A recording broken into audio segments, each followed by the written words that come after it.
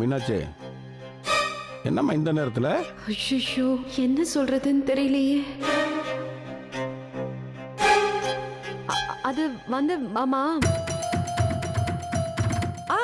சரவண பர்ஸை விட்டுட்டு வந்துட்டா மாமா. அதை கொடுத்துட்டு போலான்னு வந்தேன். பர்ஸ் எங்க விட்டான்? எங்க வீட்டுலதான்.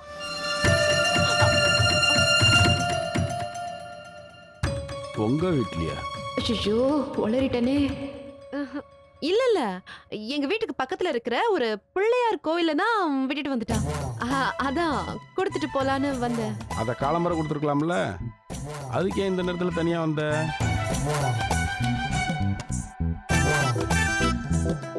அது இல்ல மாமா, சரவணனுக்கு ஏதாவது பாவம் அவசர செலவு இருக்கும், அதான் இப்பவே கொடுத்துட்டு போலான்னு. ஓ, அவனுக்கு ராத்திரி என்ன செலவு இருக்குன்னு உனக்கும் தெரிஞ்சு போச்சா? சரி இரு, சட்டையை போட்டு வந்து உன்னை வீட்டுல விட்டுறேன். இல்ல மாமா, பரவாயில்ல, நான் கார்ல தான் வந்தேன், நானே போய்க்கிறேன். அப்படியா? பார்த்து பத்திரமா போயிடு. இல்ல மாமா, அதெல்லாம் ஒண்ணும் பிரச்சனை இல்ல, நானே சரி. போயிடுறேன். வரேன் மாமா, வரேன் அத்தை. பாய். சரிம்மா. தெய்வானே, ஆமா இங்க என்ன நடக்குது? நீங்க என்ன கேக்குறீங்க? எனக்கு ஒண்ணுமே புரியல. இந்த நடிப்பெல்லாம் என்கிட்ட காட்டாத, தொலைச்சிடுவேன்.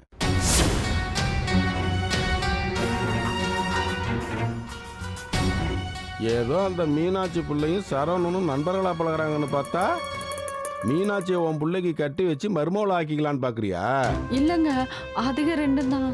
அதுங்க ரெண்டுங்க சின்ன சிறுசுங்க, விவரம் இல்லாம என்ன வேணாலும் பண்ணுங்க.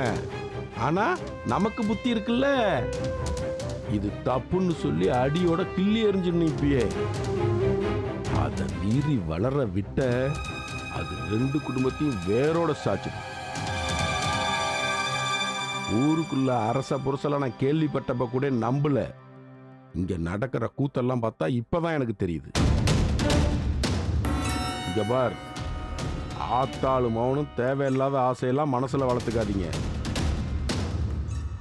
என்னைக்கு அளந்தாலும் முத்தழகு தான் என் மருமகன்னு பாண்டியம்மா தள்ளி முத்தழகு தள்ளி சத்தியம் பண்ணியிருக்கேன். இதை யார் நினைச்சாலும் மாத்த முடியாது. இதை மீறி ஏதாச்சும் திருகல் பண்ணுன்னு நினைச்சிங்க, உன்னி உன் பிள்ளையும் கொன்னுடுவேன். ஜாக்கிரதையா இருந்துங்க.